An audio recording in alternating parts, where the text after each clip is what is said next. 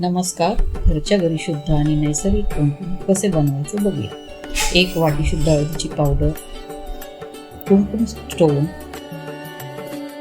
आणि शुद्ध गाईचे तूप घ्या. हळदीमध्ये थोडा कुंकुम स्टोन टाका. डार्क कलर पाहिजे असेल तर आणखीन स्टोन टाकून मिक्सरमध्ये फिरवून घ्या. छान असा कुंकूचा कलर येईपर्यंत फिरवा. कुंकू एका ताटात काढून त्यात 1-2 चमचे तूप टाका. यामुळे कुंकुमला सुंदर चमक व टिकाऊपणा मिळतो. शेवटी त्यात जव्वादू घाला.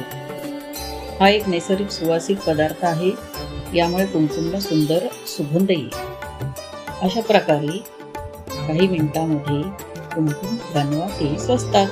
हा उपाय करून बघा आणि घरच्या घरी शुद्ध कुंकुम बनवा. सबस्क्राईब करायला विसरू नका. धन्यवाद.